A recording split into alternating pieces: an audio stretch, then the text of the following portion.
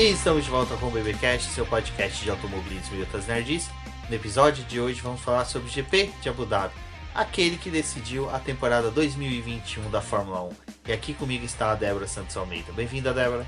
Olá, amigos, sejam bem-vindos a mais este episódio do BBcast. Bom, não foi Abu Dhabi que decidiu o campeonato, foi a FIA mesmo. Exatamente. Bom, mas já de antemão vou pedir um leve pedido de desculpa pra vocês. Vocês viram que eu até me bananei pra falar isso. Difícil pedir desculpa, né? Exatamente. Já antecipado, porque se durante a gravação vocês ouvirem os espirros, algumas tossezinhas, algumas respiradas assim um pouco mais fundas, é que eu e a Débora pegamos gripe, uma gripe muito forte, então que derrubou a gente bacana esse final de semana, parece que foi algo até programado, né, para culminar junto com a final da Fórmula 1, então por favor já relevem isso, mas de qualquer forma segue nossos recadinhos do Paddock, que é aquele clássico pedido aí para você que está ouvindo a gente pelo Spotify, pelo YouTube. Não deixe de se inscrever no canal do YouTube, seguir nas redes sociais, também tá ouvindo a gente, dá um screenshot da tela do celular, compartilha nas redes sociais, é muito importante aí pra gente poder saber quem são vocês e no engajamento e na melhora da distribuição do BBcast pelas redes sociais. Aproveite também para poder conferir a nossa campanha de apoio contínuo e coletivo, e eu troquei as ordens do negócio, mas é isso aí, para poder a gente conseguir manter o BP por mais um ano, por mais uma temporada aí, poder conversar com vocês sobre a Fórmula 1 e outras categorias. Mas confira lá, tanto pelo Apoia-se quanto pelo membros do YouTube, tem tudo na descrição do podcast.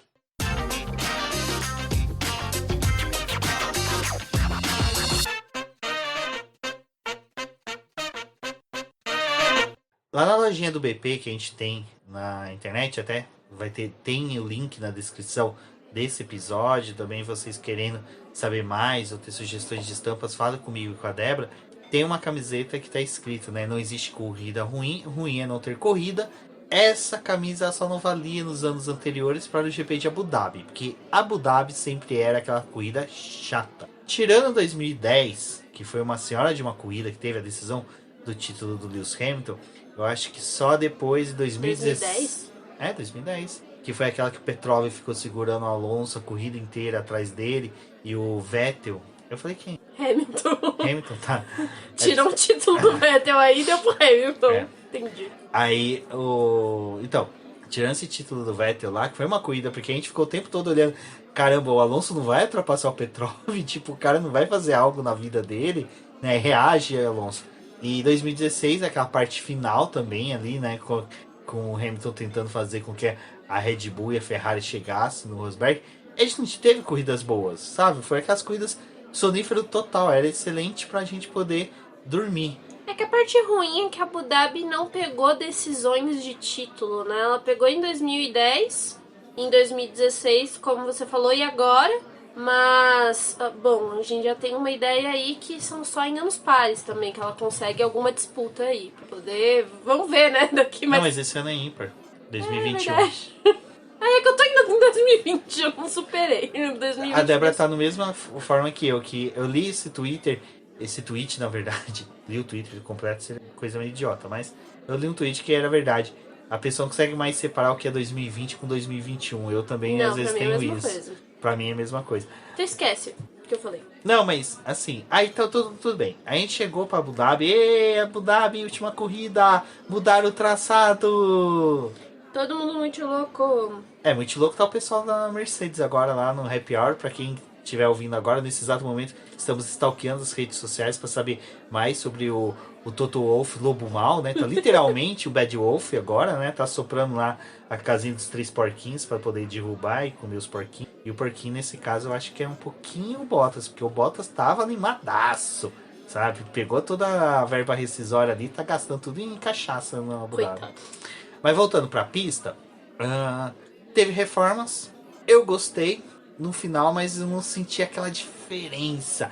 Eu acho que a corrida ficou mais rápida, mas ela não ficou assim, sabe, aquela coisa, uau, temos pontos de ultrapassagem. Favoreceu, mas não se criou tantas ultrapassagens. Eu acho que a questão é que, assim, primeiro a gente consegue observar um pouco da pista, mas quando tem uma categoria de base correndo junto. E nesse fim de semana foi a final da Fórmula 2. E a primeira corrida teve aquela coisa dos pilotos serem até um pouco mais conservadores na Fórmula 2, mas de qualquer forma, tipo, ficou um trenzinho assim, ninguém fazia ultrapassagem, um negócio bem cansativo. Ninguém fazia ultrapassagem no seu Piastri, né? Mas o Piastri é um piloto diferenciado. Alguns acham que não. Mas na segunda corrida já teve alguns enroscos ali, teve algumas disputas, mas não foi nada que era tão animador assim para poder responsabilizar as mudanças que a gente teve na pista. Durante os treinos livres a gente viu ali uma certa busca para poder encontrar a volta ideal. Abu Dhabi é um circuito já de difícil configuração para você encontrar um acerto ideal. É uma pista que tem muita diferença entre seus setores. Então as equipes acabam quebrando um pouco a cabeça para poder escolher os acertos, e é por isso que a gente vê durante os treinos livres uma oscilação muito grande de desempenho desses carros, né? E dos pilotos mesmo. E também, acho que a pior coisa, de certa forma, foi que nos trechos que a gente teve as mudanças do traçado, eles botaram aquele asfalto novo. Então tinha uma diferença entre o asfalto velho e esse asfalto novo, em que os pilotos, quando passavam por essa parte que era nova ali do traçado, escorregava, dava alguns problemas.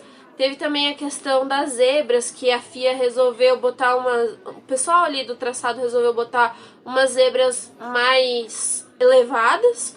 Teve umas que tinham até como se fosse, a gente tava até falando que era um formato de diamante, né? Porque ela era muito estranha. A Débora fala todo bonitinho, formato de diamante. Aí o gordinho aqui já lembra do meme que o pessoal fez, que era um Toblerone. Pode ser também. E aí, de sexta para sábado, a Pirelli falou: ei, pode lixar isso daí.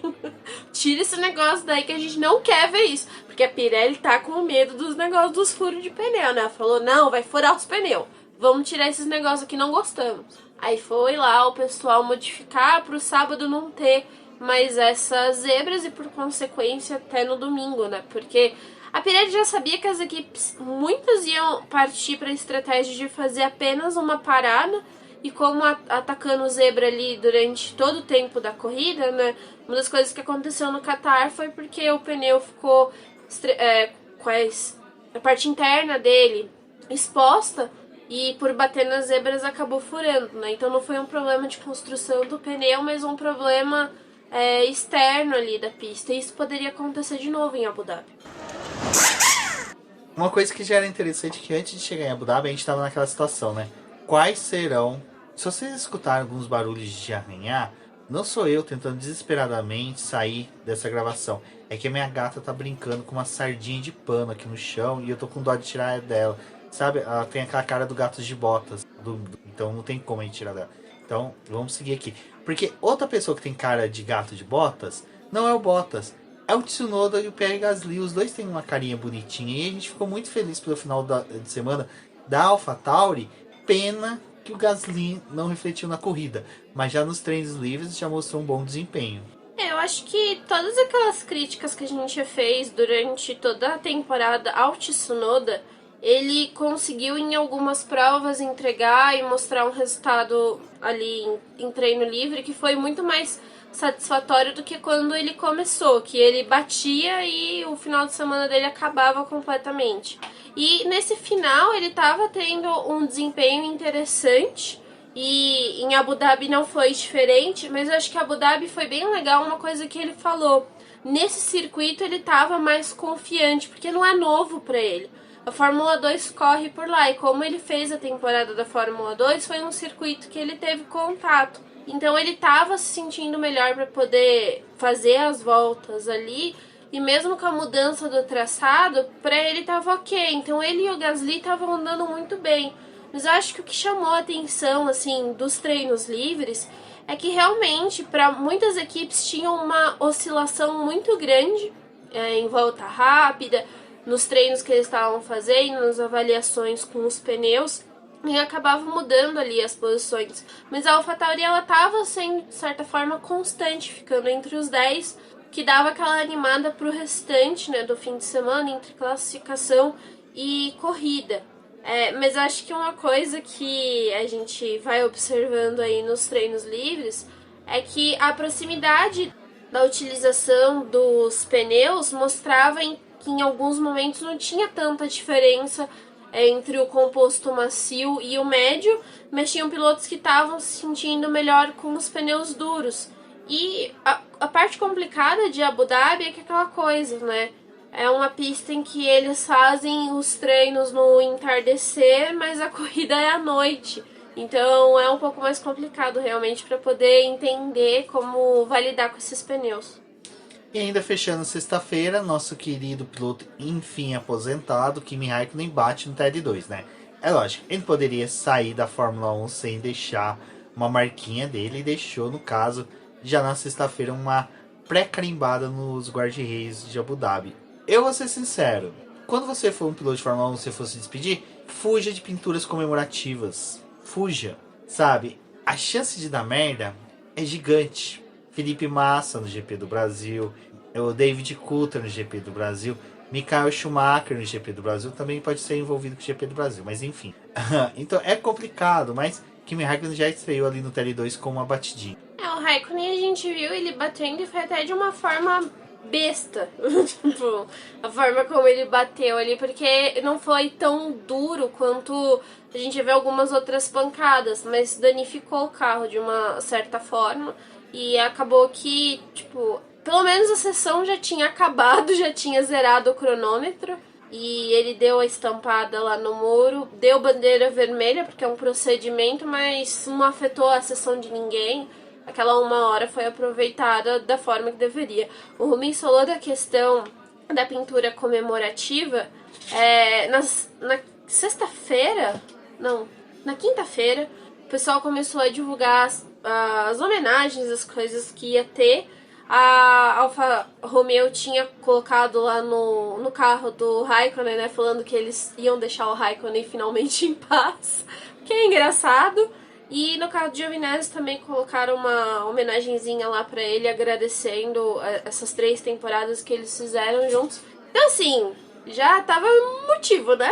Você vê as coisas acontecendo ali, você fica chateado. E o Raikkonen bate, você fala, poxa, mano, o Raikkonen vai sair com a batida. Bom, e no sábado, né, como a Débora até falou, a gente tem esses treinos que são bem complicados para Abu Dhabi. O primeiro treino livre do dia é sempre ao entardecer ali, mas ainda não chega a pegar à noite, o que faz com que você não tenha tanto parâmetro para o treino classificatório e a corrida. Então o TL2 é o mais importante, onde que o Kimi Raikkonen bateu, mas Lewis Hamilton decide, né, no sábado fazer o TL3 ali e marcar a melhor volta, mas já era um embate muito próximo entre a Red Bull do Max Verstappen e o carro do Lewis Hamilton. Diga-se de passagem, essa era uma pista que, para quem lembra dos nossos bate-papos, tanto aqui no Twitter sim, nos Space, como nas lives e no podcast, Abu Dhabi ainda seguia como uma incógnita, sabe? A gente não sabia muito bem mensurar, apesar da Mercedes ter tido uma dominância nos últimos anos. Ano passado só não venceu, mas eu dou critérios ao caso do Lewis Hamilton ter tido Covid. O Bottas não dava para esperar muita coisa, né? Então era uma incógnita ainda. Então até ali no final do TL3, começo do quadro, a gente ainda realmente não sabia como é que ia ser o resultado do treino classificatório. Na realidade, a gente passou um fim de semana inteiro entre a Mercedes e a Red Bull se revezando nas primeiras posições, e aparentava que os carros deles tinham muito mais para poder entregar, eles só não estavam querendo mostrar tudo em treino livre, afinal, né, também não precisa forçar o equipamento inteiro ali num treino livre, sendo que o que vale é a classificação. E a gente teve esse embate entre os dois pilotos com a definição da pole pro Verstappen, mas durante toda a classificação a gente viu uma movimentação deles ali na pista para um se sair melhor do que o outro, para deixar uma marca ali. Agora, 2 nomes que foram totalmente opostos no treino classificatório foi Lando Norris e Valtteri Bottas, né? Porque essa era uma corrida que a gente também estava falando muito, que o papel do segundo piloto das equipes teriam que ser fundamental, né? Principalmente do Pérez e do Bottas, mas o Bottas em si parece que não quis participar do treino classificatório, sabe? Ele não quis compartilhar do seu conhecimento da pista com os demais pilotos. O Bottas ele não teve uma classificação tão expressiva como foi os treinos livres dele. Ele se classificou apenas na 6ª posição, atrás do Norris, do Pérez e do Sainz, tipo, que regularmente não deveriam estar nessa posição. Mas eu acho que foi um piloto que fez muita falta ter tido uma classificação para poder largar pelo menos na 3ª posição ali ou no 4º lugar. Se o Pérez estivesse em 3º, ele deveria estar um pouco mais à frente nessa última corrida. Já o Norris, até que enfim, parece que desencantou nesse final de ano aí que tava uma péssima fase. McLaren muito apagada, né, nesse final. Nossa, esse final da McLaren parece que ela quis realmente entregar o P3 para a Ferrari. Mas o Norris conseguiu o P3, né? Tava triste porque, né? Coitado, ele ia estar ali no meio do embrulho entre o Verstappen e o Hamilton. Ele mesmo na entrevista pós-treino classificatório falou que, olha, não é um lugar que eu gostaria de estar, mas no final, assim, para nós McLaristas foi que eu poderia dar um quentinho no coração. Mas o forte mesmo, o importante mesmo dessa classificação era o embate entre Lewis Hamilton e Max Verstappen, que, olha, já valeu o preço do ingresso para quem foi lá em Abu Dhabi assistir a corrida de perto, porque assim, as duas classificações dava para você fazer análises positivas e negativas. Isso que foi muito interessante. A do Hamilton, por exemplo, eu tive a sensação, e depois eu até compartilhei isso com alguns amigos, incluindo o Carlos Del Valle lá do podcast F1 Brasil, que pra mim, não é que o Hamilton não quis largar em P1, não quis a pole. Para ele, a ideia de largar em P2 não seria algo ruim, porque é uma coisa que a gente está sentindo que desde o GP da Itália, largar de P2 não tem sido ruim. Os pilotos têm conseguido um bom desempenho, têm conseguido uma boa jogada. E o fato do Lewis Hamilton largar de pneus médios, do lado da pista que ele estava, que era do lado da pista que ficava por mais tempo com sol, e ele tem todo aquele jogo em que você faz o pole e o mais rápido possível, ele vai o mais rápido possível para ponto de largada, e você é o segundo colocado, você dita o ritmo, sabe? Nessa hora não é tanto o pole que decide o ritmo para os pilotos chegarem ao grid de largada, é o segundo colocado. Então eu senti que pro Hamilton foi melhor, porque ele pôde ditar, então o Max ia ficar com o pneu um pouco mais esfriado, frio, né? Obrigado, resfriado tô eu. E nisso o Hamilton teria uma vantagem. Eu pelo menos percebi isso, mas aí eu acho que a Débora tem uma percepção um pouco diferente, porque ela entende mais de pneus do que eu, e eu posso já ter falado um monte de bobagem sobre pneu. Acho que a questão é, primeiro, a disputa ali do Q2, em que a Red Bull opta em usar o pneu macio e definir a volta deles com o pneu macio para poder largar na corrida com esse composto. A Red Bull já estava pensando em ter mais aderência para a largada, porque eles sabiam que eles iam largar do P1, né, se conseguisse fazer a classificação, mas também se largasse do segundo lugar, seria interessante o Max ter mais aderência para poder tentar passar o Hamilton e já decidir ali no começo. Então, para os dois lados, acho que eles estavam acreditando que o pneu macio era melhor. Para o Hamilton, era a questão da durabilidade, mas também já sabia que, dependendo de como a corrida se desenhasse, porque eu acredito também que a Red Bull, ao largar com o pneu macio, ela estava com aquela visão de que poderia ser que a gente tivesse entrada de um safety car. E a gente olha para essa divergência das equipes nessa escolha. Depois tem a batalha pela pole ali, que a gente vê que a Red Bull conseguiu encaixar uma volta muito interessante, utilizando o vácuo, conseguindo se aproveitar de uma parte ali melhor para poder conseguir essa volta. Também foi uma forma bem interessante deles definirem a pole. Mas para a questão da corrida, foi uma das coisas que eu estava até falando com o Rubens. Pro Hamilton não era tão ruim sair do P2, porque o lado que o Hamilton ia sair é o lado que toma mais sol durante o dia. E é o lado da pista que costuma ficar mais aquecido nesse começo da corrida. Pro Verstappen, a gente já sabia daquele problema que a Red Bull tem para poder lidar com o aquecimento dos pneus. Eles têm um pouco mais de dificuldade para poder conseguir ter a temperatura ideal. E isso que o Rubens falou, do Hamilton, se optasse por dar uma atrasada ali para poder alinhar no grid, acaba afetando muito a Red Bull nessa questão de aquecer os pneus.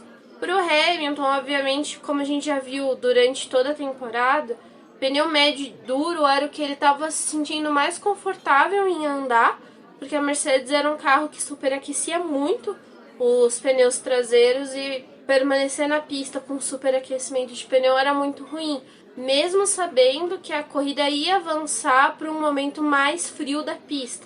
Aquelas primeiras voltas ali ainda são dadas com a pista um pouco mais quente, porque eles estão indo do entardecer para a noite, então demora um pouquinho ainda para as temperaturas caírem. E nisso a gente fecha, né, o sábado com a pole do Max Verstappen, que foi sim uma pole espetacular. Essa disputa de poles do ano foi muito boa, cara. Eu lembro que quando o Max Verstappen começou a ganhar corridas, uma coisa que ele era marcado era de um cara que não fazia poles, né? E agora é um piloto, cara, monstro. Ele acertou a mão em fazer voltas rápidas. É uma coisa que, para um piloto que quer ser campeão, a gente já sabe que ele é campeão, né? Então, enfim. Mas seguindo que ainda a gente finge que não sabe para comentar a corrida, ele era uma coisa que faltava para ele, mas hoje ele já tem. Então, assim, é muito bom e é uma coisa que eu falo muito pra Débora, que em 2022, cara, se a Ferrari acertar o carro, eu nem tô acreditando tanto na McLaren. Acho que a McLaren ainda vai figurar assim num P4 ano que vem, mas eu acredito que se a Ferrari entregar o carro com a dupla de pilotos que ela tem, esse quesito pole vai ser algo muito importante, principalmente no embate entre o Leclerc, que já se mostrou um piloto muito rápido para a classificação, Lewis Hamilton, que não tem o que se falar, mais de 100 poles, Verstappen, e agora fica a incógnita pro Russell, né? Então, cara, eu acho as minhas previsões para 2022, eu sei que às vezes eu subo demais nelas e a chance de cair é feia, mas nas minhas previsões ultimamente eu já tenho excluído a McLaren para realmente não sofrer tanto. Mas no quesito de Ferrari e Red Bull e Mercedes, eu acho que a disputa de poles ano que vem vai ser muito bacana. Vai ser assim uma daquelas coisas de quem perder treino classificatório vai se arrepender amargamente. Porque ano que vem não vai ser só uma disputa entre dois pilotos. Eu calculei que possa ter até 4 pilotos disputando pole. Q3 vai ser uma coisa muito da hora de se acompanhar. Bom, e aí, né? Como eu falei, eu e a Débora estamos gripados. A Débora, que tá mais aguerrida na cobertura da Fórmula 1 e da Fórmula 2, acordou de manhã para assistir a última corrida do Piastri como o maior, mais bonito, vitorioso da temporada da Fórmula 2. Quando eu acordo, ela vira para mim e fala: então, Mazepin tá com Covid. Naquela hora eu já falei: filha da mãe, por que você não fez o teste na sexta e constou essa birosca que daí o Pietro ia correr? A raiva que deu, cara. Torço para melhoras, porque a gente não pode desejar mal a ninguém. Que ele saia dessa de boa, sabe? Aquela coisa assim que a gente deseja para as pessoas. Enfim, mas já teve essa notícia, né? Que Mazepin não iria participar do fim de semana. O Mazepin ficou fora da última disputa. Não mudou muita coisa, né? Porque anda lá atrás. Bom, mas, né? No Mundial de Pilotos ficou atrás do Kubica, que só fez 2 corridas. Acontece, né? Temos pilotos da Alfa Romeo que são bons. Mas, bom, o conjunto da Alfa Romeo é bom, tá, gente? Desse ano. Do ano que vem eu não posso garantir muito. Mas a questão é que era um piloto a menos.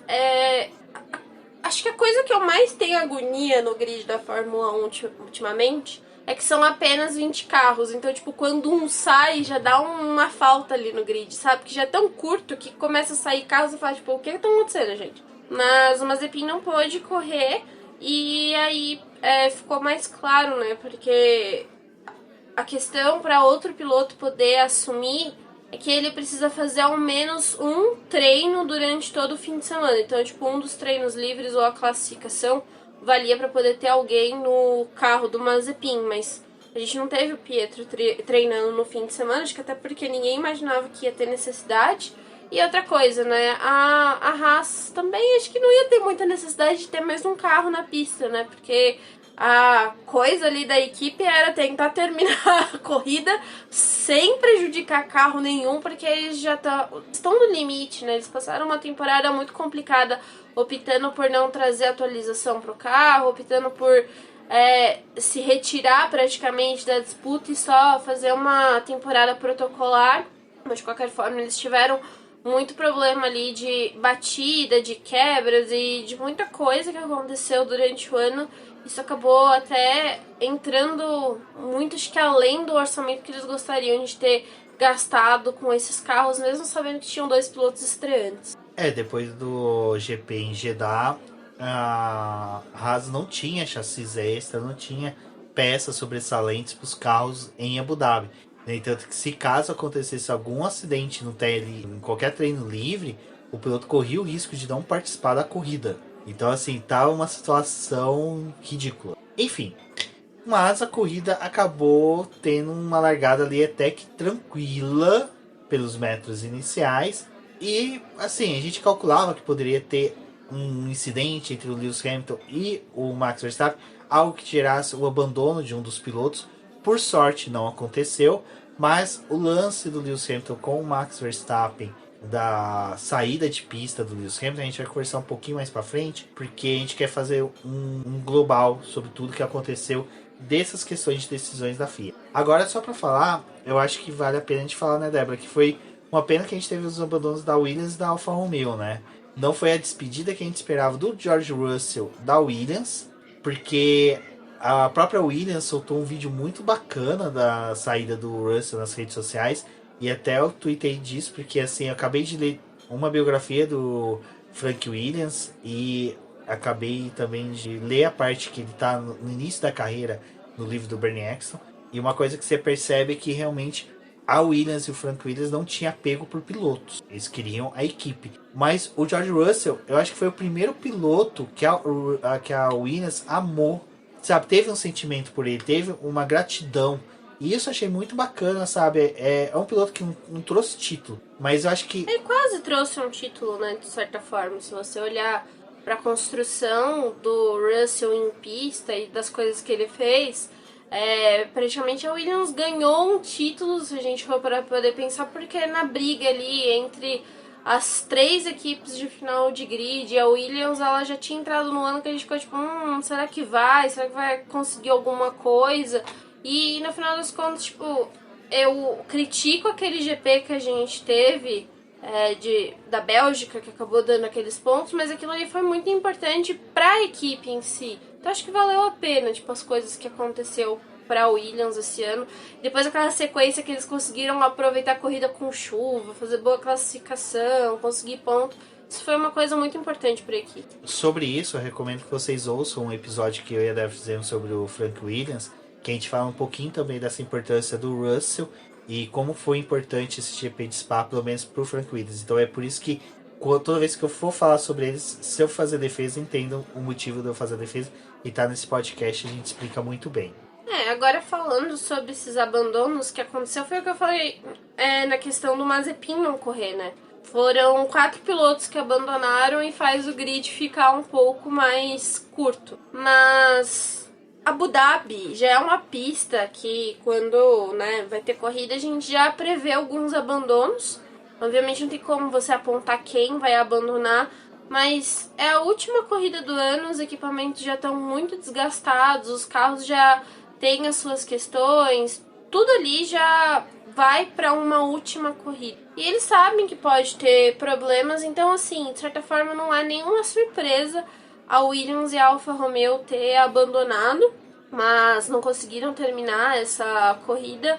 O Russell realmente foi uma pena, mas eu até vi o pessoal falando, né, que resultado pede pro Latifi. O Latifi entregou um senhor resultado aí, a gente já vai comentar. Mas o Russell já não tinha feito uma classificação para superar o Latifi, a Williams ficou apagada ali no que aconteceu no sábado, e a corrida foi uma corrida vamos terminar o ano, e acabou que o Russell abandonou. O Raikkonen, como a gente falou também, teve uma batida e problema de freio e acabou abandonando também. Foi triste porque era a última corrida do Raikkonen, mesmo O Raikkonen tava super ansioso pra ir pra casa, gente. Ele já tava, tipo... Já tava com a bermuda embaixo do macacão, sabe? Tipo, quero ir curtir minha família. O Raikkonen tá muito nessa, né? De querer estar perto da família. Acho que era a coisa que ele mais queria era que o ano acabasse logo pra ele poder estar com os filhos, estar com a esposa.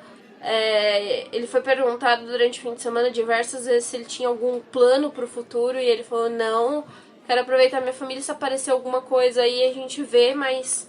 Acho que talvez seja um piloto que fique fora das pistas aí um certo tempo. O Giovinazzi ter abandonado também foi bem triste, porque uma coisa que eu tava falando pro Rubens, né? Foi a única corrida do ano que ele abandonou. Ele passou o ano inteiro ileso. Chegou na última corrida, na corrida de despedida, vai lá e abandona. Mas também foi problema no equipamento, não tinha muito o que fazer. Esse abandono dele foi o que eu mais fiquei com medo de dar algum problema, porque ele conseguiu arrumar aí no espaço ali na pista pra poder ser mais fácil pra poder remover o carro dele. Acabou tendo a entrada do Virtual Safety Car, mas eu achei que poderia ser pior. Que bom que ele conseguiu arrumar um cantinho ali, porque eu não queria que justo de Giovinazzi fosse o que ia mudar o resultado da corrida. Não foi ele. Mas Latifi tá aí, né? Quis dar uma causada. A batida do Latifi foi realmente o que acabou mudando o curso da corrida. Bom, e a gente não pode deixar de falar de dois pilotos que tiveram excelente resultado esse final de semana. Olha, foram dois pilotos que mereciam aplausos, mas ficaram muito apagados pela decisão do campeonato, que foi o Sainz e o Tsunoda, respectivamente, terceiro e quarto lugar, né? Sainz conseguiu um terceiro lugar ali, que alguém teve que ir lá bater no capacete dele para avisar, ó, você conseguiu, você chegou, corre pro pódio. E por sua vez o Tsunoda conseguiu o melhor resultado dele na temporada. Cara, foi assim algo muito bom. Eu acho que o rádio pós corrida dele é muito bom, que ele agradecendo a equipe, ele é muito feliz, você percebe assim. Então eu acho que foi bem legal ele ter conseguido esse resultado no final, antes das férias, porque ele sai de férias, ele sai, né? Os dois vão. O Sainz sai. O Sainz sai de férias e sai, sabe, naquele clima aliviado, tranquilo, de dever cumprido. Então é muito importante aí. E são dois pilotos que eu faço boas apostas para 2022. Bom, o Sainz ele fez uma corrida meio apagada, né? O Sainz é aquele piloto que eu já falei outras vezes. Você vai vendo a corrida ali e aí do nada você olha, tipo, Carlos Sainz. O que tá acontecendo? Porque o Sainz não é um piloto que a transmissão mostra, tipo, parece que ninguém tem interesse em saber o que o Sainz tá fazendo na pista. Mas ele tava tendo uma corrida muito boa e acabou que esse P3, de certa forma, caiu no colo dele, mas foi uma coisa que eu até falei, assim, de certa forma, esse P3 foi muito merecido do Sainz, pela construção que ele teve na temporada, pelos resultados que ele conseguiu, e foi um piloto que vestiu muito bem a camisa da Ferrari. Tipo, hoje eu olho pro Sainz e não consigo ver ele com uma roupa diferente no grid, porque ele casou muito com a Ferrari, e ele é um piloto que faz realmente essas corridas que às vezes o pessoal não consegue observar muito o que ele tá fazendo na pista, mas dá esses resultados. Obviamente ele teve algumas corridas que ele teve um resultado inferior, teve uma classificação ou outra ali que ele não foi tão bem, mas até terminar na frente do Leclerc no campeonato de pilotos eu achei justo. Porque o Sainz ele teve uma construção de temporada assim, que ele conseguiu aproveitar momentos. Tipo, os pódios que ele teve foi muito aproveitar circunstâncias de coisas que aconteceram ali. E ele estava bem posicionado na pista e conseguiu o resultado. É um piloto que a gente deve observar. Foi uma das coisas que eu e a Rafa tava conversando muito. A Rafa do Garoto da F1, que sempre participa aqui também de podcast, de live. Eu e a Rafa, a gente tem muito sentimento de que com a construção que a Ferrari teve esse ano que vem para eles estarem disputando o título. E muito fácil. Porque eles têm uma dupla muito boa. Acho que a única coisa que a equipe vai precisar entender é como que ela vai trabalhar com esses dois. Porque ano que vem deve ficar um pouco mais difícil essa disputa interna. Que talvez era algo que a Ferrari não esperava ter, mas deve ter esse embate entre esses dois aí.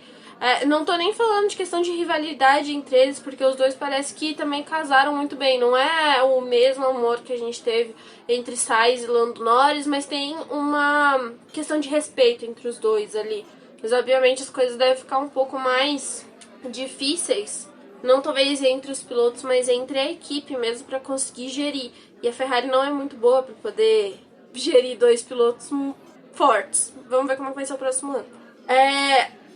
A corrida do Sainz foi isso, foi se aproveitar de uma circunstância. O abandono do Pérez, ele estava posicionado ali atrás do Pérez. O Pérez abandonou, terceiro lugar ali, ele conseguiu. Teve disputa com o Norris ali na corrida também, acho que valeu muito. O Sainz e a capacidade dele de estar no lugar certo para conseguir um pódio.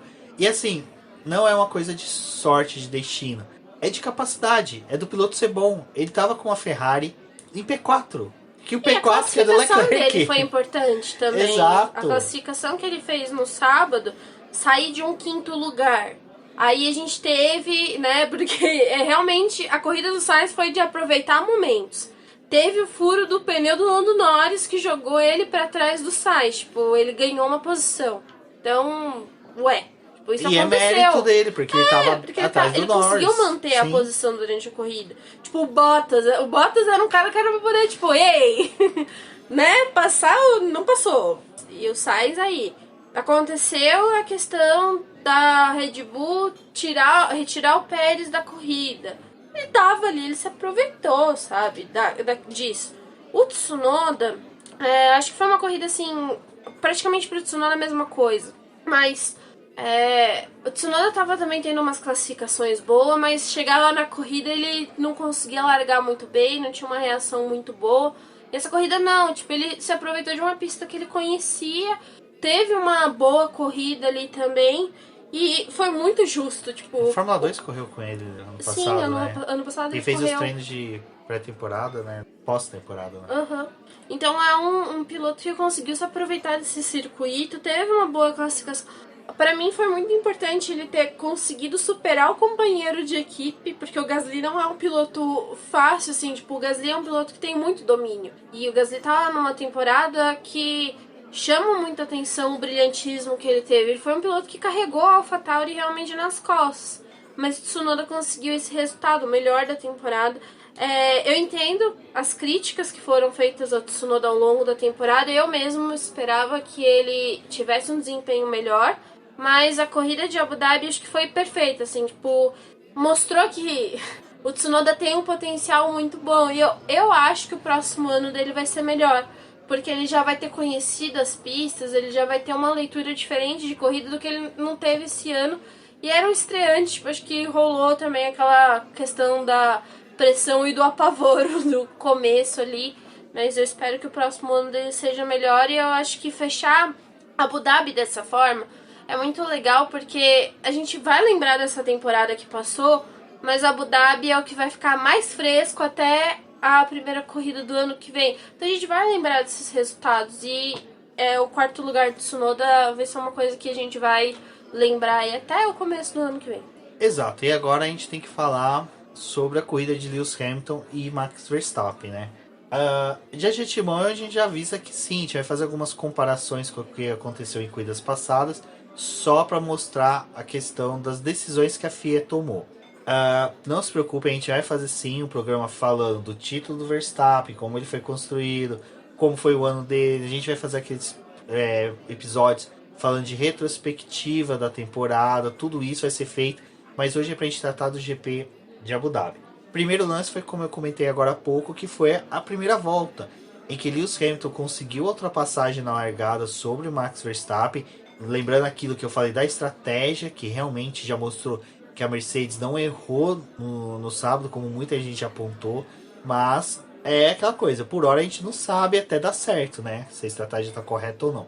Max Verstappen e Lewis Hamilton fizeram aquela disputa na primeira volta, em que o Max Verstappen, gente, é uma coisa assim, não adianta o fã que é dele achar ruim da gente comentar isso, e o fã que é de um piloto adversário achar ruim que a gente também exalte isso. Todo mundo sabe, desde 2016, que o Max Verstappen ele segue à risca o ensinamento do Ayrton Senna, que é, eu vou fazer uma ultrapassagem de você. Ou a gente vai bater, ou você vai deixar eu passar. E o Max Verstappen faz isso. É uma coisa que tá na Fórmula 1 desde 2016 que ele entrou. E assim, é uma coisa que fascinou a gente no começo. Se vocês pegar o BBcast, os primeiros, a gente fala muito disso. Mas a gente sempre falou de uma coisa.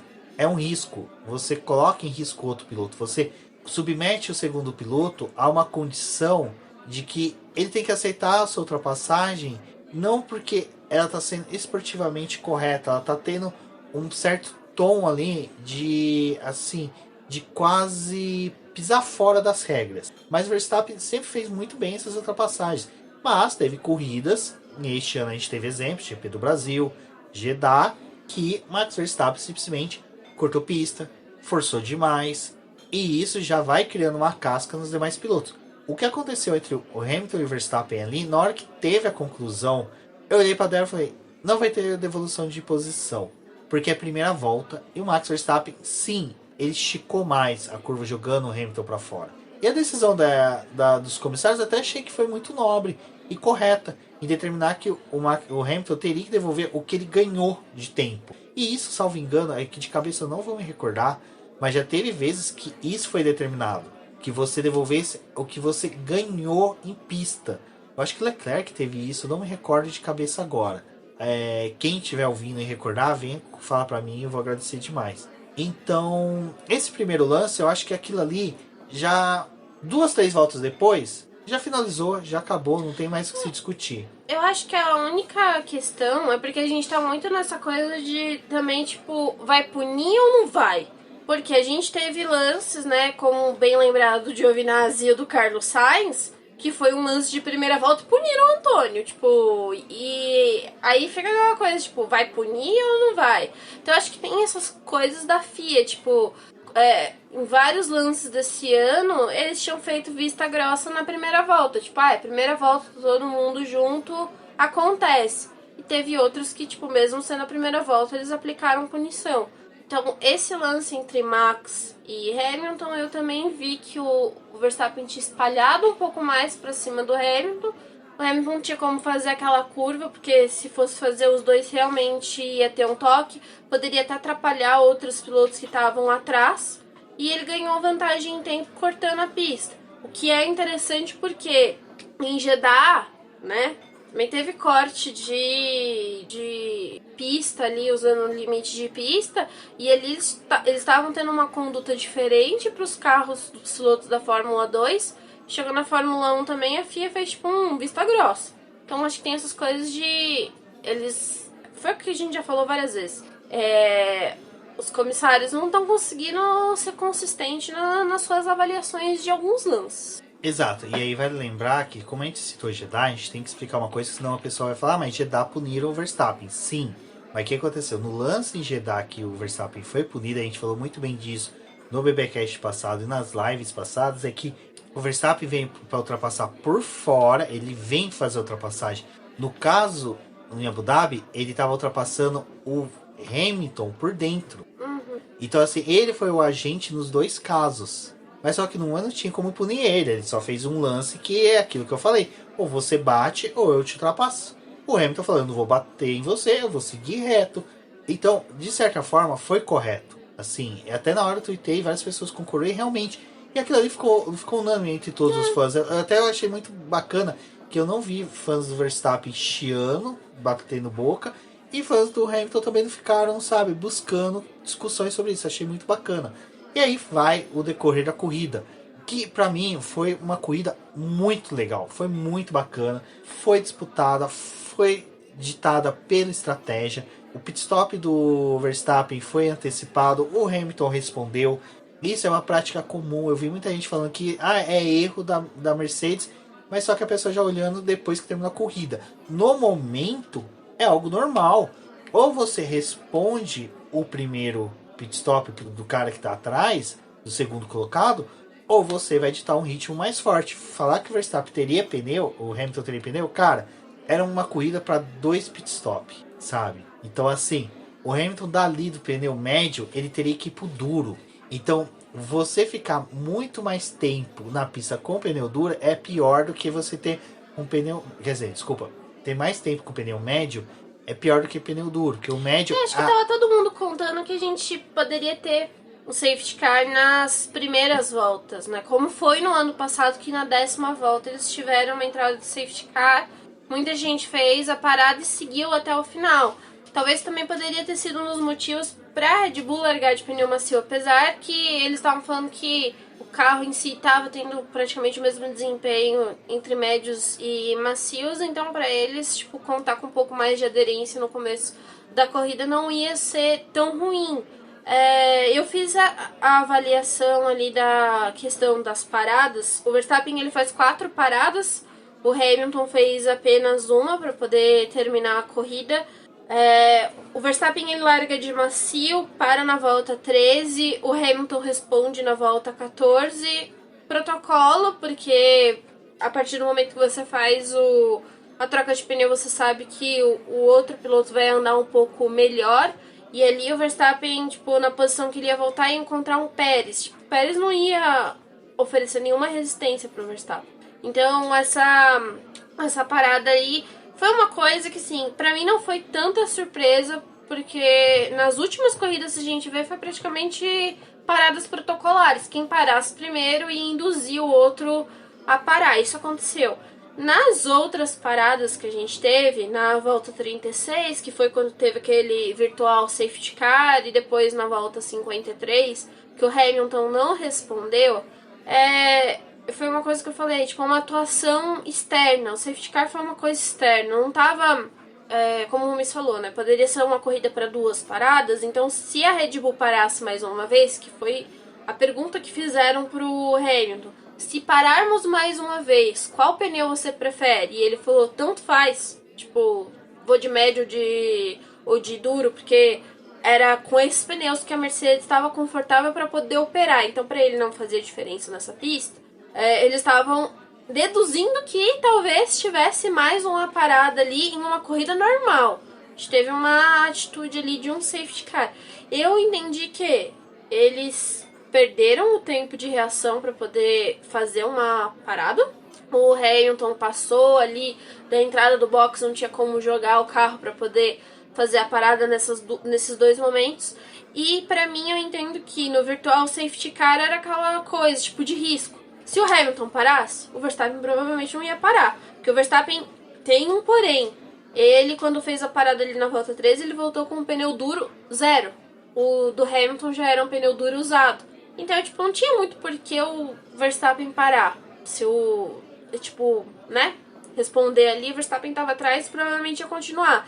Na volta 53, o Hamilton tava numa posição ali da pista que talvez ele conseguisse fazer a parada.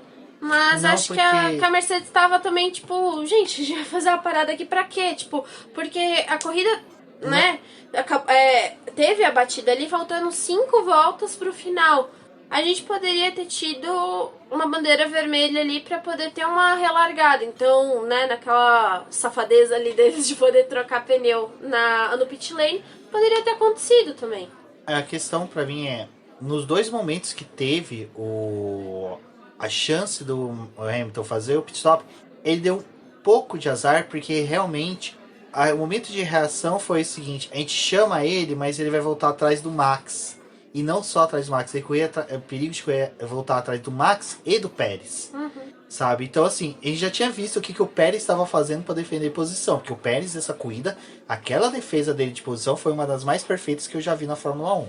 Então, o Hamilton tinha esse risco de voltar atrás do Pérez. Então, ele teria que galgar 2 posições, ia ter desgaste de pneu, não ia ser algo tão fácil. E no do Virtual Safety Car também, era aquela coisa de, tipo, a gente teve a posição do Verstappen tentando chegar no Hamilton no final da corrida. Se o Hamilton tivesse parado e o Verstappen, não ia ser a mesma situação, só que ia ser o Hamilton indo atrás do Verstappen pra poder E ele ia depender de um safety car. Ele não ia coisa. chegar. Ele não ia chegar o suficiente pra ultrapassar o Verstappen. Pessoal, mas ele tava sobrando com o carro. Era muito relativo. Na minha opinião, os 2 carros estavam rendendo praticamente iguais. E eles iam pegar os retardatários na pista do mesmo jeito. Exato. Então, assim, é aquela coisa. É muito dinheiro de obra pronta, é muito dinheiro de corrida terminada, sabe? A gente consegue moldurar um cenário totalmente diferente, moldar ele ao que teve na corrida. Então, depois no safety car do acidente do Latifi, que infelizmente, coitado do Latifi, pra ele, acho que foi uma das piores coisas que vai ter acontecido na carreira dele, foi esse acidente, porque vai ter sempre aquelas injeções de saco. Né? Não, ele vai ser o Clock por vários anos, sabe? E é engraçado que ainda ser justo com o Hamilton, né? Mas enfim. Então o que acontece? Na hora que teve a bandeira amarela, que entrou o safety car, sem pegar um board do Hamilton, o Hamilton tá passando no exato momento da entrada dos boxes. Não tinha como ele voltar. E mesmo que aí o pessoal falou, mas até acionar o safety car, ele deu uma volta e passou pelo acidente. Sim, mas só que naquele momento a velocidade já estava reduzida e ele estava atrás do Verstappen. Quer dizer, ele estava à frente do Verstappen por 11 segundos. Ele não sabe se ele ia parar, se o Verstappen ia responder.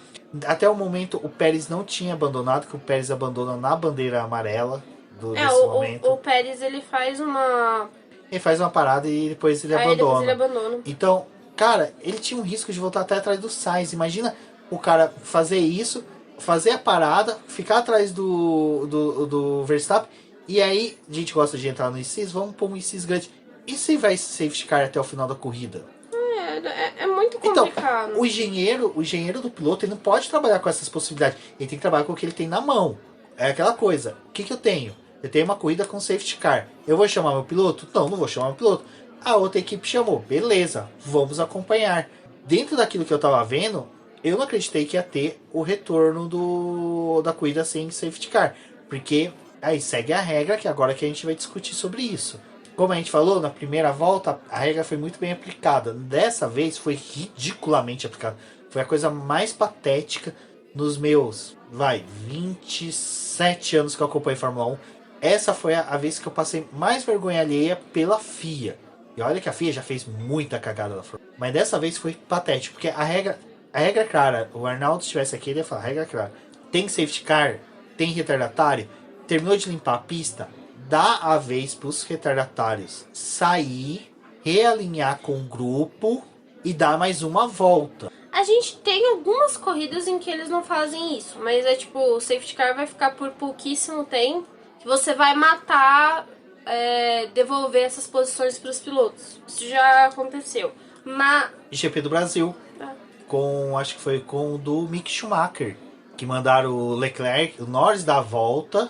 Eu lembro que o Norris estava lá na junção, subindo, eles deram a relargada, mas é aquela coisa, espera todos saírem e dá mais uma volta, para poder justamente os pilotos retardatários se distanciar daquele grupo que vai vir alucinado, para não ter acidente, porque os retardatários também já vão poder disputar a posição. Imagina se tem um incidente ali, sabe, eu acho que a questão da regra tem a regra, eles tiraram os pilotos, porque a gente tem ali o anúncio de que não, os pilotos que estão na volta ali vão permanecer. Aí a Red Bull começa a reclamar, né, e o Verstappen também falando, essa é a conduta que a gente esperava, deles deixarem esses pilotos aí. Aí não, faltando 5 segundos para o segundo tempo, vamos tirar esses pilotos aqui. Aí abre o mar vermelho, tira os pilotos dali e o Verstappen cola no Hamilton. A gente teve outros pilotos, como o Ricardo, que ficou ali olhando a disputa dos dois de camarote, porque ele não recebeu a ordem para poder passar. Então, assim, eu acho que a questão é, ou passa um ou não passa nenhum. Se é para poder deixar, que deixe todos. E eles tiveram essa conduta de liberar, mas não liberar direito, porque não ia ter uma volta a mais para todo mundo conseguir alinhar. E tem outra coisa, esse fato de não ter feito com que todos os pilotos saíssem, né, pudessem disputar, cerceou o próprio Sainz disputar uma posição com o Hamilton, por exemplo. O Sainz poderia ali na relargada estar colado com o Verstappen e com o Hamilton. Naquela espalhada que o Hamilton deu, que o Verstappen passou, o Sainz passou o P2. Então, o que a gente quer falar é o seguinte, é lógico, isso não vai mudar o resultado da temporada. O Verstappen é campeão, merecidíssimo, não tem que se discutir. Eu sempre falei que o piloto conquista mais pontos, independente se tem mais vitórias, mais voltas na liderança, mais poles. Ele é o campeão, é um campeonato de pontos, não tem que se discutir.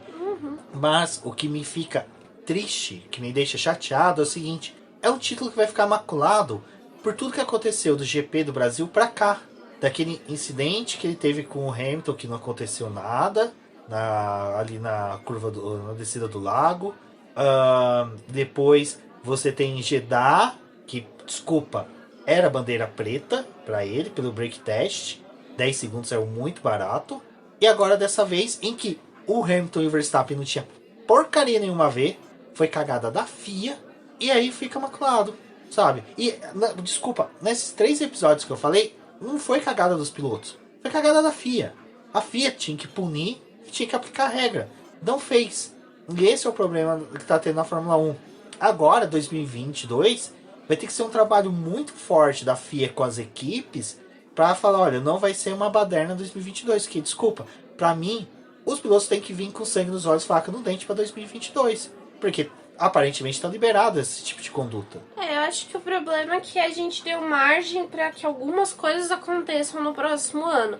E a gente sabe que tá vindo uma nova geração aí que também ficou sem entender algumas decisões da FIA e que muitos aí vão olhar e quando vê uma oportunidade, talvez não pense como o Hamilton pensou algumas vezes de, olha, vou tirar o pé aqui, já que a gente pode ter uma batida, os dois podem abandonar, vou me podar um pouco, porque o Hamilton também teve esse ano de fazer escolhas. Teve corridas que ele e o Verstappen bateram, né, os dois bateram, mas também teve corridas em que ele tirou o pé e decidiu que aquilo ali não valia a pena, porque ele tinha a leitura de que mais algumas voltas ele ia conseguir fazer a ultrapassagem ou brigar de uma forma melhor.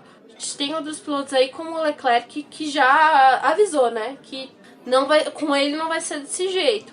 Então eu acho que uma das coisas que a gente discutiu na live do BP é que nas categorias de base a gente tem uma coisa muito forte da questão das punições. E os pilotos vão para a Fórmula 1 muito podados com algumas disputas desse tipo. Porque na Fórmula 2 as punições são bem duras. E eu acho que isso é importante, de certa forma, né? Às vezes eu não concordo com o excesso de punição lá, mas se você olhar para o conjunto, isso faz total sentido. Mas aí chega na Fórmula 1 que o negócio tá meio descaralhado, não dá, né?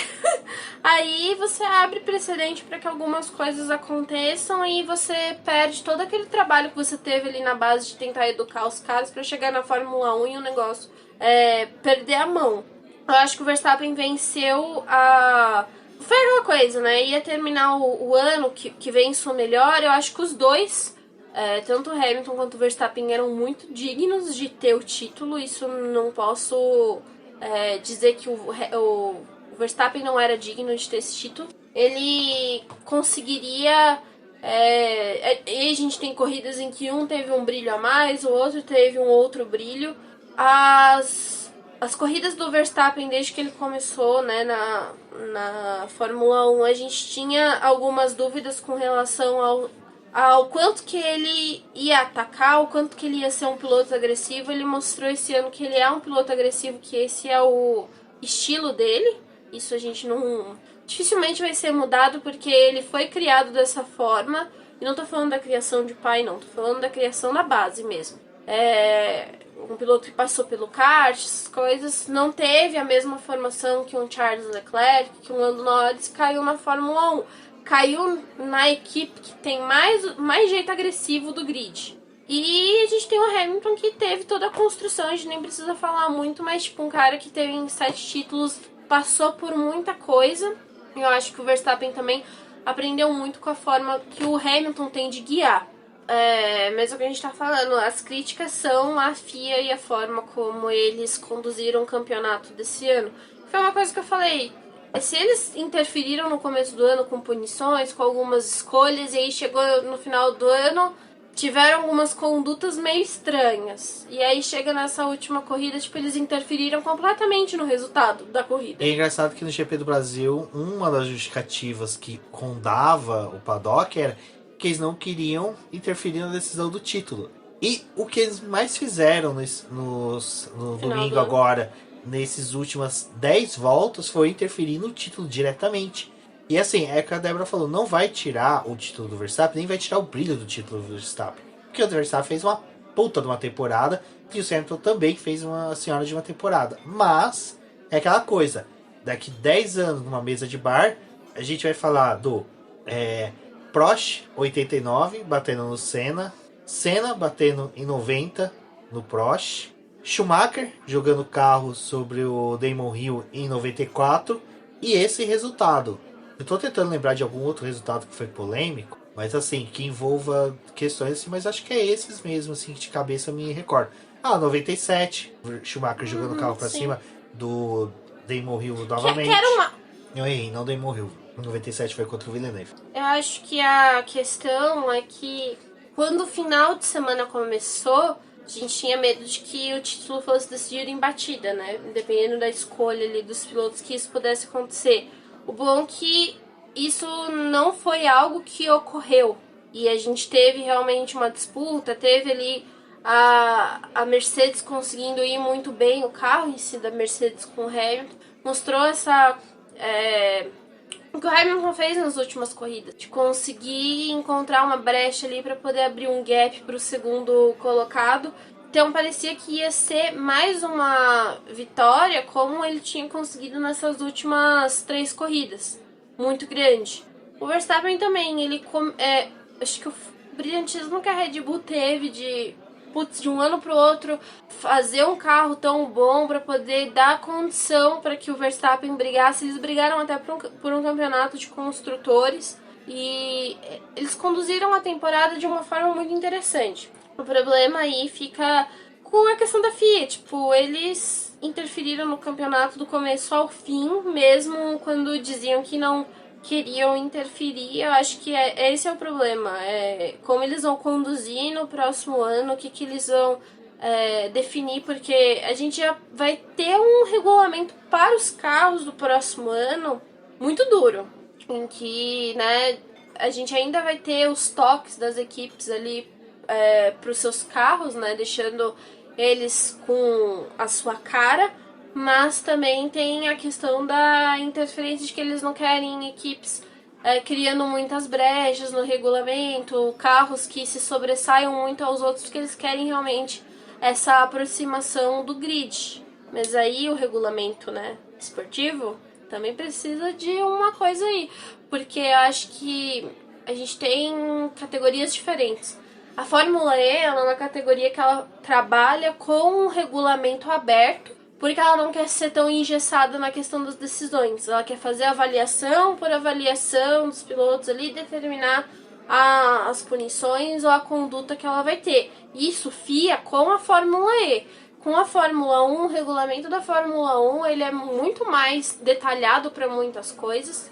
E eu senti que a gente tinha algumas regras que era preto no branco e eles deram uma cartada ali que nessa decisão aí da definição do safety car, eles falaram, bom, mas a gente tem uma regra aqui que fala que o diretor da prova pode determinar a entrada e a saída do safety car no momento que ele bem quiser. Então, assim, a gente tá tendo conflitos de regra, precisa fazer, então, uma avaliação desse regulamento. Eu acho que é isso que deixa os fãs com mais raiva. Não é a questão de quem venceu o campeonato, o problema é a forma como ele foi conduzido. Isso que é o pior. Não tinha pensado tanto nisso, né? Mas só que a questão realmente do regulamento do ano que vem, com a proximidade de pilotos, é uma coisa que eu exaltei ali no começo, de chance de Ferrari entrar nessa disputa por título.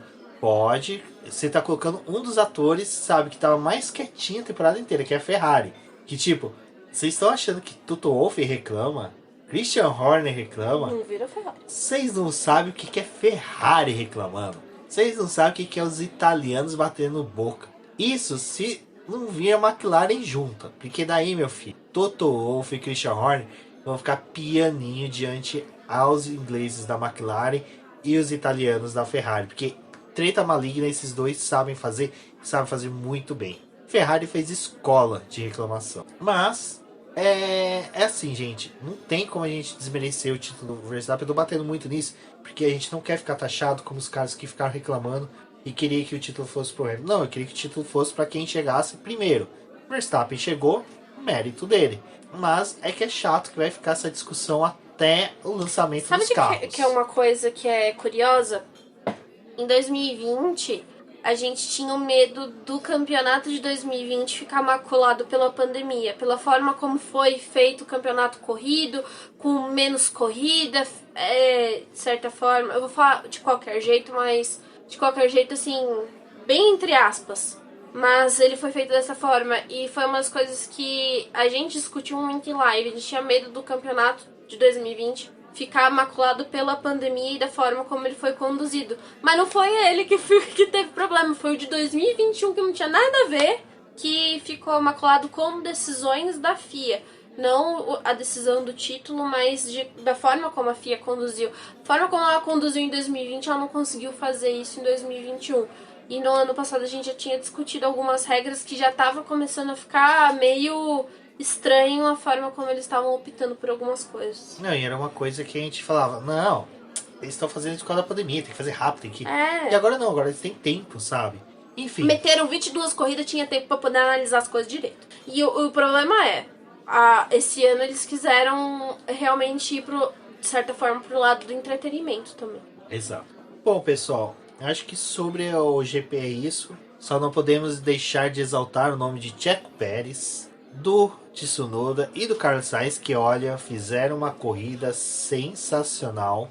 Parabéns aos três. E Lewis Hamilton e Max Verstappen, que fizeram uma temporada sensacional. Olha, eu vi o pessoal discutindo, qual foi a melhor temporada, qual foi a melhor temporada.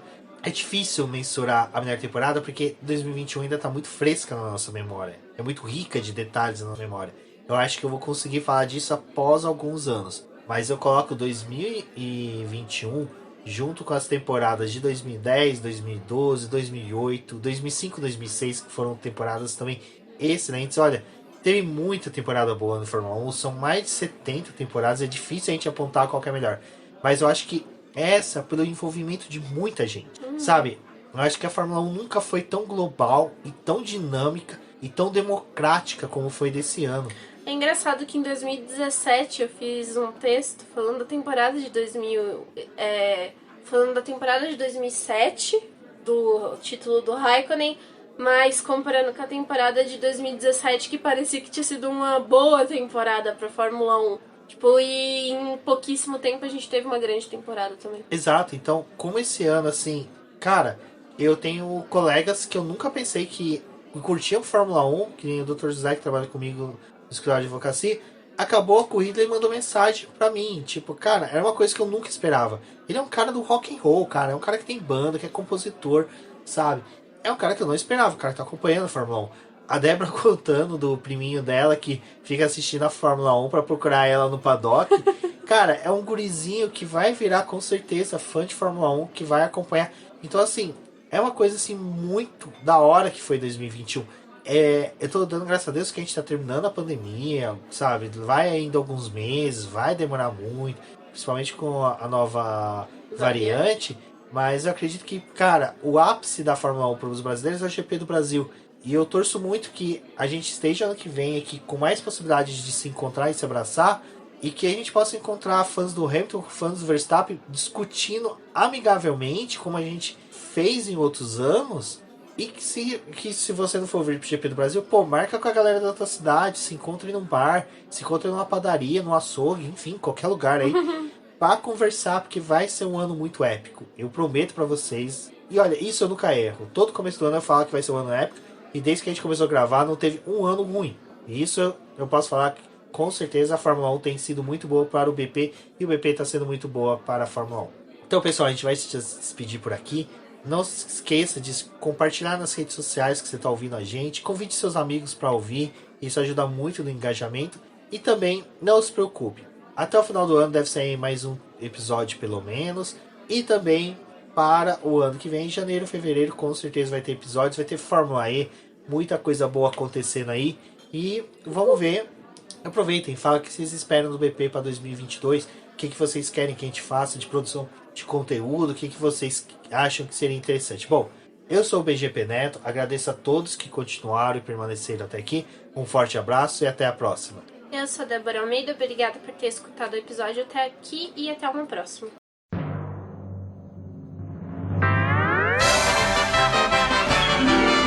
E agora vamos agradecer nossos apoiadores, aqueles que auxiliam o Boletim do Paddock através do financiamento coletivo e contínuo do Apoia-se. E são eles: Ricardo Bannerman, Maia Barbosa, Eliezer Teixeira, Luiz Félix, Arthur Felipe, Rafael Celone, Will Mesquita, Antônio Santos, Rogério Furano, Helena Lisboa, Cássio Machado, Carlos Del Valle, Bruno Vale, Eric Nemes, Bruno Shinozaki, Alberto Xavier, Will Bueno, Ricardo Silva, Beto Corrêa, Fabrício Cavalcante, Arthur Apóstolo, Sérgio Milani, Melquiades Veloso, Micael Souza, Ezequiel Bale, Silney Messi, Rafael Arílio, Rafael Carvalho, Fábio Ramiro, Lauro Vizentim, Maria Ângela, Thaís Costa, Rafael Catelã, Jane Casalec, Carlos Eduardo Valese, Tadeu Alves, Paula Barbosa, Ale Ranieri, Leandro Nogueira, Bianca Mês, André Brolo, Bruno Lima, Ivan Grego, Maicon Tavares, Thalita Santos, Diego Machado, Gabriel Sawaf, João Guilherme, João Rai e Gustavo Frigoto. Muito obrigado a todos aqueles que apoiam o Boletim do Paddock e auxiliam no nosso desenvolvimento e crescimento. E se você quer